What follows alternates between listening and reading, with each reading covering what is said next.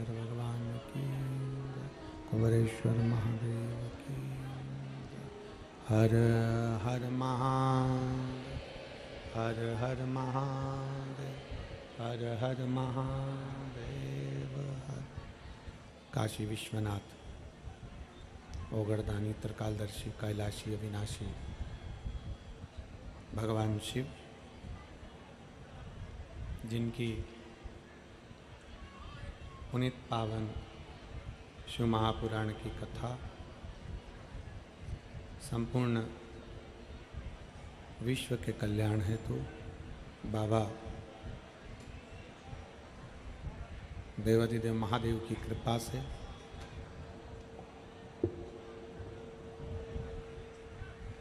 उनकी करुणा से, उनकी उदारता से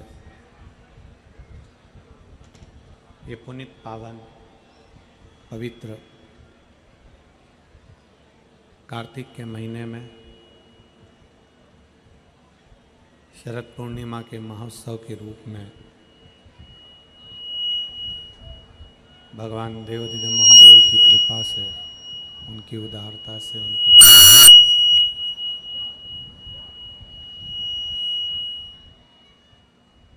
उनकी उदारता, उनकी करुणा से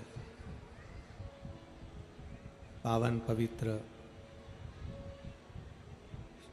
चंद्रेश्वर सोमनाथ शिव महापुराण की कथा श्रवण करने का सौभाग्य प्राप्त हुआ है। भाग्यशाली हैं फिरोजानगर के उत्तर प्रदेश की इस पवित्र भूमि के सभी श्रोता भाई बहन जो इस पावन पवित्र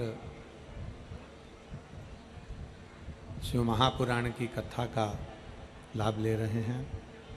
कथा के मुख्य यजमान श्रीमती विनीता शर्मा, श्री राहुल शर्मा, श्री निशु शर्मा, श्री शिवम शर्मा, नेहा, सीचा, ओम, गणेश, सत्यम, कार्तिक शर्मा, शर्मा परिवार फिरोजाबाद उत्तर प्रदेश से एक बार यजमान परिवार के लिए जोरदार ताली बजाकर स्वागत वंदन अभिनंदन। जिन्होंने इस पवित्र पावन पुण्यमय कथा का यजमान पद ग्रहण किया है और भगवान देवाधिदेव महादेव की पवित्र कथा आप और हमको श्रवण करने का सौभाग्य मिला है।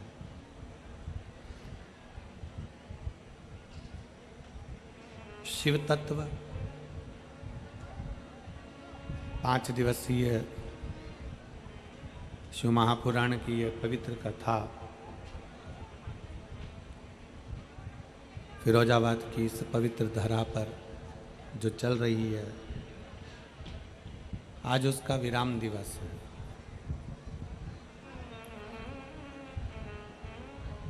कुछ देर में आप और हम कथा के पड़ाव में आगे बढ़ते चलेंगे और विराम की ओर पहुंच जाएंगे। बहुत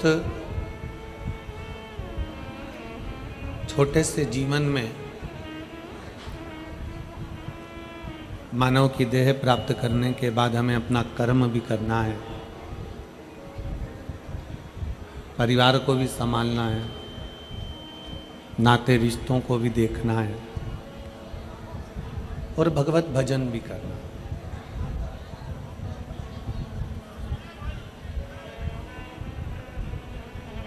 सभी कार्य आप और हमको इस मानव की देह में करना ही है, क्योंकि मनुष्य का जो शरीर है, मानव की जो देह है, ये मानव का शरीर, मानव की देह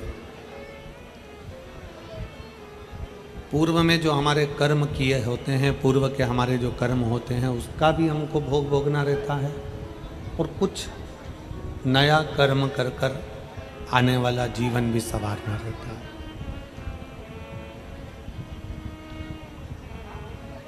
इसलिए हम बार बार आप लोगों से कथा के मध्य में कहते हैं कि मत बुरे कर्म कर बंदे वरना पछताएगा, भगवान की आंखों से तू बच नहीं पाएगा, तू बच नहीं पाएगा। अरे ओ अज्ञानी मत कर नादानी, अरे ओ अज्ञानी मत कर नादानी, तेरे कर्म का फल भी तो ही पाएगा, जैसा किया तूने तेरे आगे आएगा। मत बुरे कर्म कर वरना पछताएगा, भगवान की आंखों से तू बच नहीं पाएगा, तू बच नहीं पाएगा। संसार में जन्म देने वाला वो परमात्मा आप और हमको अगर मृत्यु लोक में भेजता है, इस पृथ्वी पर अगर जन्म देता है, इस मृत्यु लोक में अगर आप और हमको भेजा गया है, तो कुछ हमारे लिए अच्छा सोच कर ही भेजा हो, कुछ हमारे लिए श्रेष्ठ सोच कर ही भेजा हो।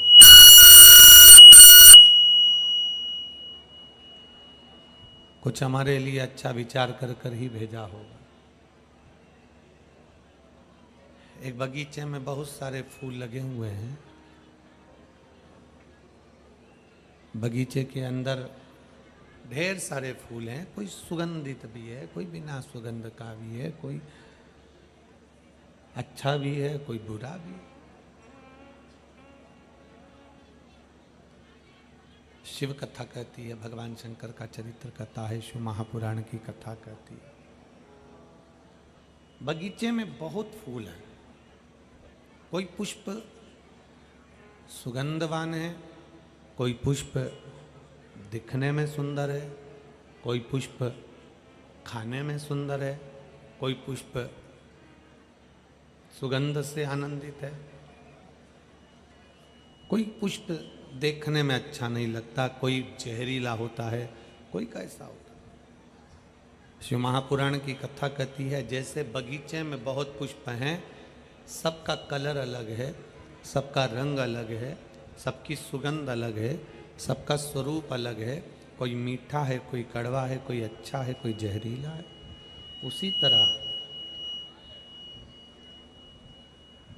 भगवान की इस पवित्र भूमि पर, परमात्मा की इस पृथ्वी पर, इस धरा पर आप और हम सब पुष्प की तरह। बगीचे में अच्छा पुष्प लगा, आप उसके करीब में चले। बेकार पुष्प था, आप उससे दूरी बना ली। संसार अच्छे और बुरे दोनों से बना हुआ है, इसमें अच्छे भी मिलेंगे और बुरे भी मिलेंगे। अब आपको निर्भर करता है, आपकी दृष्टि पर निर्भर करता है, आपके विचारों पर निर्भर करता है कि आप अच्छों के पास में जाएंगे कि बुरों के पास। आप श्रेष्ठ के पास जाएंगे कि अनश्रेष्ठ के पास जाएंगे।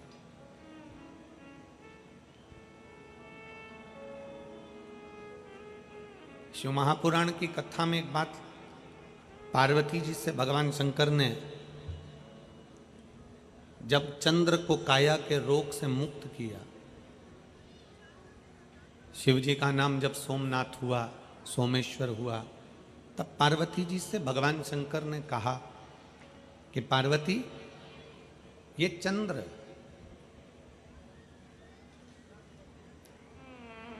पूर्व में जब तुम सती थी, दक्ष प्रजापति के घर में तुम जन्मी थी, माता प्रसूति के गर्भ से तुम्हारा जन्म हुआ था, तुम्हारी 27 बहनें इस चंद्र के साथ भी आई थी। ये तुम्हारी बहनों का पति है।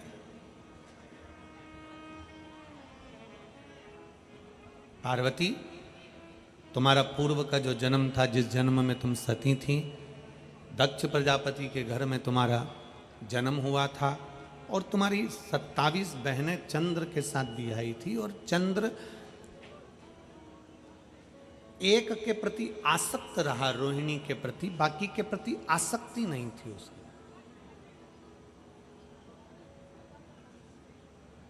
चंद्र को काया का रोग क्यों लगा?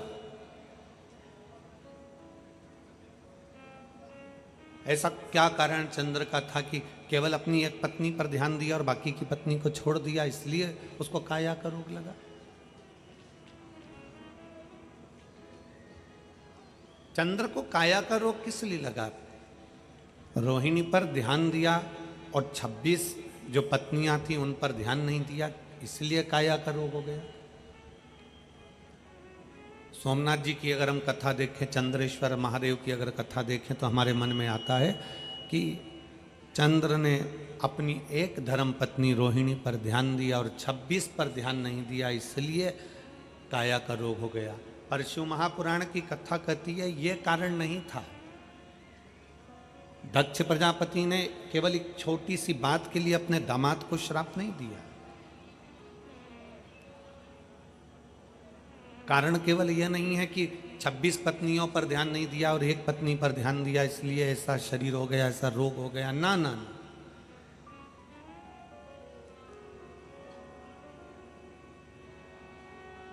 भगवान शंकर कह रहे हैं पार्वती, रोग का कारण केवल इतना सा था कि 27 पत्नियों में से एक रोहिणी को चंद्रदेव ज्यादा चाहते थे, 26 को नहीं चाहते थे। कोई बात नहीं, 26 को नहीं चाहते ना, कोई बात नहीं। इसमें श्राप का कोई कारण नहीं बनता, इसमें श्राप देने का कोई कार्य नहीं बनता। फिर पार्वती जी ने पूछा तो फिर इनको श्राप क्यों लगा? मेरी बहन के पति चंद्रदेव को श्राप क्यों लगा? तो भगवान शंकर ने कहा पार्वती, उनको श्राप लगने का कारण केवल इतना सा था, तुम एक पत्नी को चाहो मना नहीं, 26 को तुम ना चाह रहे हो कोई बात नहीं, पर 26 का अपमान तो मत करो। 26 को अपशब्द तो नहीं कहिए, 26 की निंदा तो न करिए। आप अपनी पत्नी को चाहो मना नहीं है, पर बाकी का अपमान तो ना किया जाए।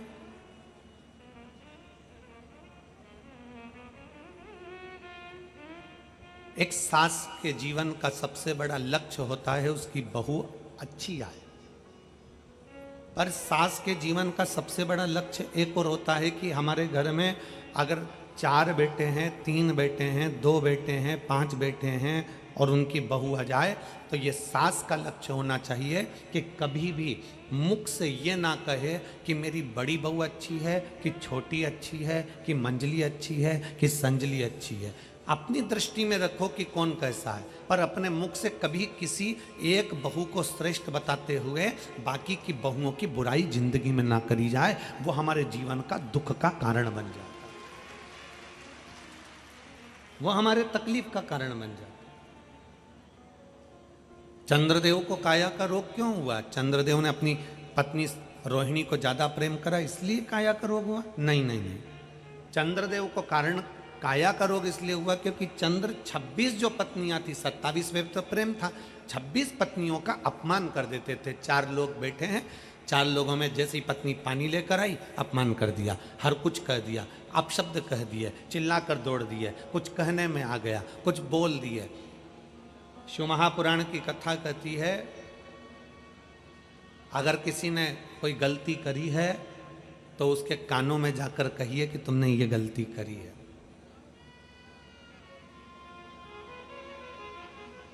और किसी ने कुछ अच्छा करा है तो कानों में जाकर ना कहिए, बल्कि नगाड़ा बजाकर कहिए कि तुमने ये अच्छा किया है, तुमने ये श्रेष्ठ किया। 26 पत्नियां जब पानी लेकर आती, चंद्र तब चिल्लाकर दौड़ते। 26 पत्नियों में से एक पत्नी जब पंखा डोलाती, चंद्र जब चिल्ला के दौड़ते। दुनिया के लोगों ने कहा कि 26 पत्नियों पर ध्यान नहीं दिया इसलिए चंद्र को काया का रोग हुआ। ना ना ना, 26 पत्नियों पर ध्यान नहीं, 26 पत्नी का अपमान करा इसलिए काया का रोग।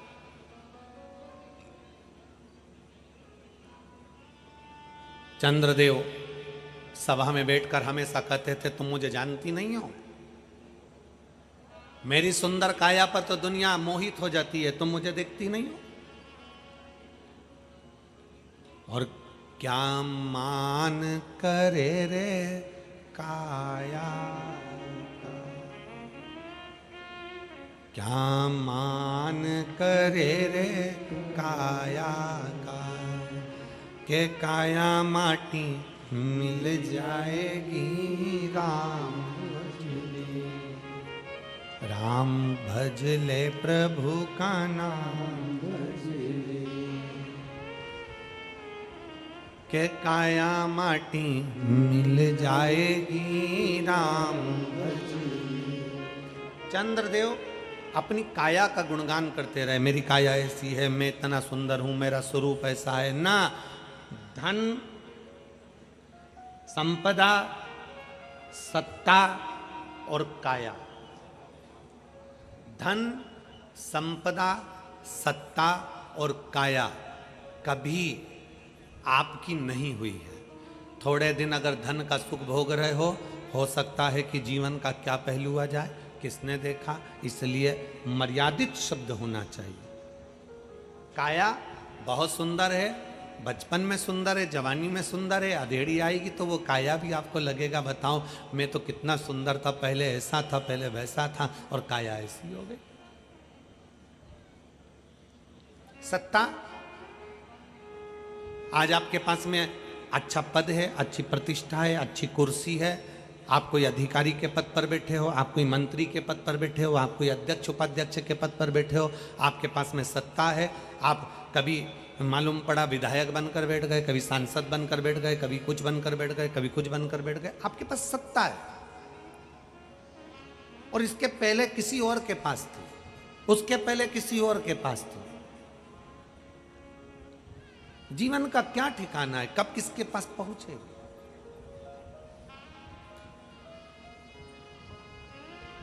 धन, वैभव, सत्ता और यौवन अर्थात अपना शरीर एक जैसा नहीं रहा। कितना सुंदर कहा है, जिंदा रहने के लिए भोजन जरूरी है।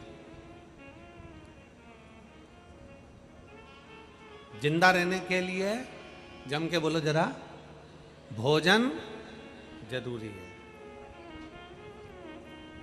पर भोजन से ज्यादा जरूरी है पानी।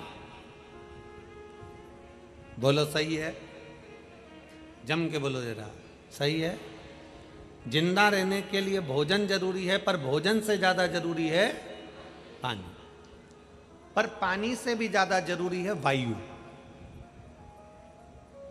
जिंदा रहने के लिए भोजन जरूरी है, भोजन से ज्यादा जरूरी है पानी, और पानी से ज्यादा जरूरी है वायु। अगर तुम्हारी श्वास में तुम्हें हवा ही नहीं मिले और तुम्हें कहीं पैक कर दिया जाए तो भोजन और पानी का क्या करोगे। जिंदा रहने के लिए भोजन बहुत जरूरी है, और भोजन से ज्यादा जरूरी है, बोलते जाओ, पानी, और पानी से ज्यादा जरूरी है वायु, और वायु से भी ज्यादा जरूरी है तुम्हारी आयु। क्या जरूरी है? आयु। ये वायु से ज्यादा जरूरी है। समान 100 वर्ष का है, पल की खबर नहीं, आयु इतनी थी।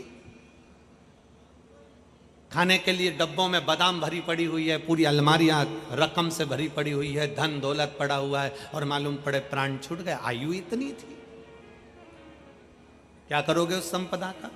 फैक्ट्री का, दुकान का, व्यापार का, व्यवसाय का, साड़ियों का, गहनों का, कपड़ों का करोगे क्या? गाड़ी और बंगले का करोगे क्या?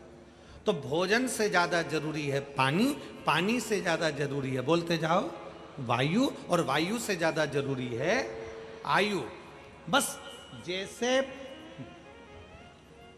वायु से ज्यादा जरूरी आयु होती है, उसी तरह हम जब भगवान के मंदिर में जाते हैं, कथा सुनने के लिए जाते हैं, शिवालय में जल चढ़ाने के लिए जाते हैं, तुम कितना भी श्रृंगार कर कर चले जाओ, तुम स्नान कर कर चले जाओ, बिना स्नान के चले जाओ, तुम जैसे भगवान के पास जा रहे हो वो अपनी जगह पर है। तुम भगवान को चांदी का लोटा में पानी ले जा रहे हो, कि तांबे के लोटे में ले जा रहे हो, कि स्टील के लोटे में ले जा रहे हो, कि मिट्टी के लोटे में ले जा रहे हो, ये तुम्हारे ऊपर निर्भर है। पाँव में चप्पल पहनकर जा रहे हो कि नहीं पहनकर जा रहे हो, तुम्हारे ऊपर निर्भर है। तुम कुछ करो ना करो, पर सबसे ज्यादा जैसे मनुष्य की जिंदगी में आयु जरूरी है, उसी तरह परमात्मा शंकर की सेवा में मन बहुत जरूरी है। मन अगर लग गया तो परमात्मा,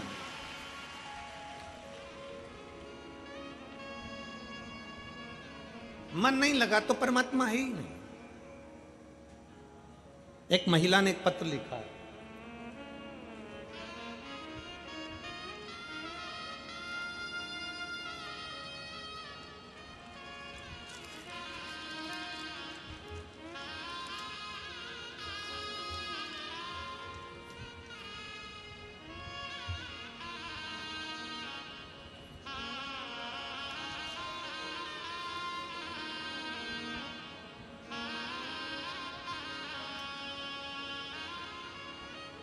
मेरा नाम रुचि गोविंद शुक्ला है, ग्राम बल्लूपुर, पोस्ट जोत, जिला मैनपुरी की रहने वाली हूँ।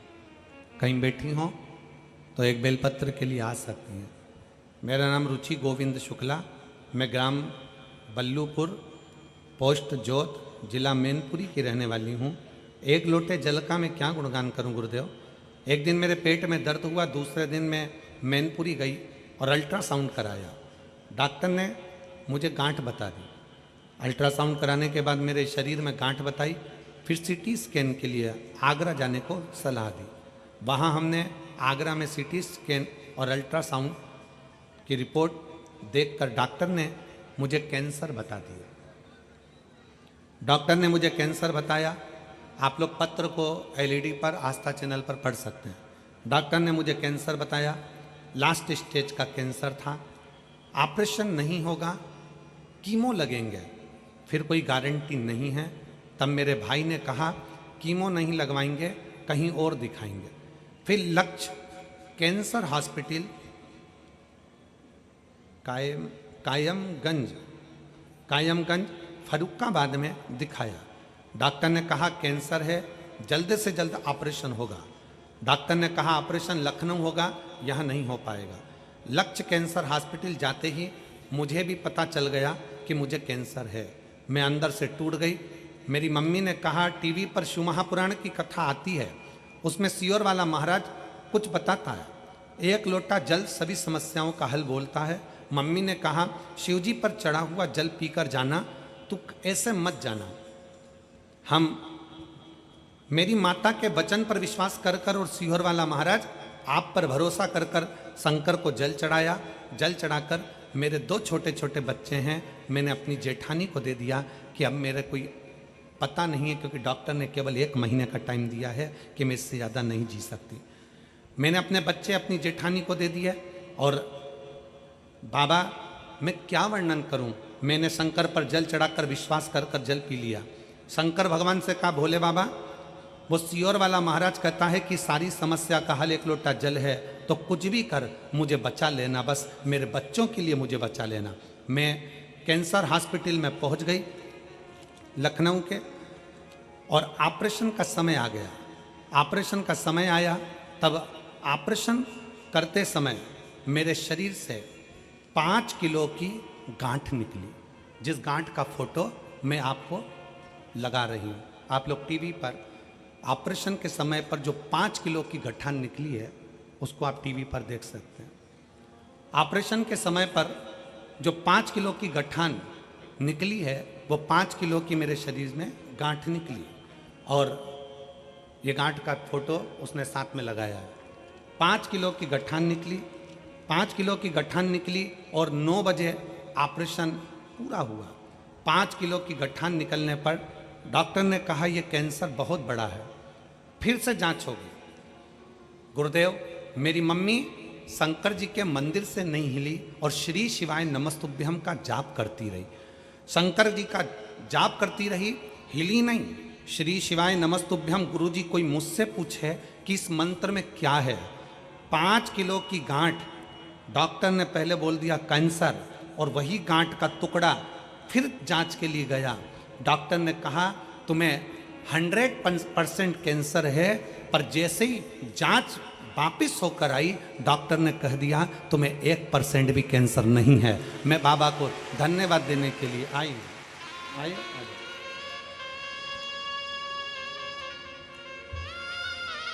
मेरा नाम रुचि गोविंद शुक्ला, मैं ग्राम बल्लपुर, पोस्ट जोत, जिला मैनपुरी की रहने वाली हूँ। आपकी बहन है,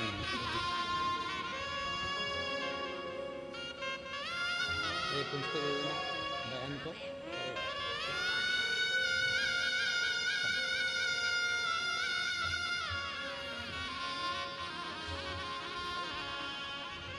एक शिव भक्ति, एक विश्वास, एक भरोसा।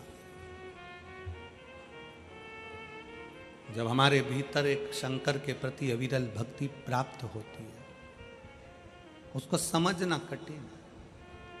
आपके क्षेत्र में भागवत बहुत हुई होगी, रामायण बहुत हुई होगी, गीता बहुत हुई होगी, आपके क्षेत्र में भंडारे भोजन सब हुए होंगे, यज्ञ अनुष्ठान भी बहुत हुए होंगे, पर आपके क्षेत्र में जो ये 5 दिवसीय शिव महापुराण की कथा हुई है, आपने दिल से सुना है, दिल से भगवान की सेवा करी है, कोई कामना से नहीं, कोई पाने के लिए नहीं, केवल भगवान की सेवा में अगर दिल से लगे हो तो ये मानकर चलना कि 3 महीने में मेरा बाबा तुम्हारी झोली जरूर भर देगा। ये निश्चित है, ये निश्चित है। जीने के लिए भोजन जरूरी है, भोजन से ज्यादा, बोलते जाओ, पानी जरूरी है, और पानी से ज्यादा वायु जरूरी है, और वायु से ज्यादा आयु जरूरी है। अगर आयु नहीं होगी, उम्र नहीं होगी, तो फिर ये धन, ये दौलत, ये संपदा, ये सत्ता, ये वैभव किस काम का, क्या काम का? सबसे मूल है आपकी आयु। शिव महापुराण की कथा कहती है, भगवान शंकर का चरित्र कहता है कि शंकर को जल चढ़ाते समय हम जब उत्तर का मुख कर कर, जलाधारी उत्तर की होती है, तो हम इधर खड़े होकर जब शंकर को जल चढ़ाते हैं उत्तर की ओर मुख कर कर, तो हमारा देव आदित्य महादेव हमारी आयु बढ़ाता चले जाता है, हमारी आयु बढ़ाता है।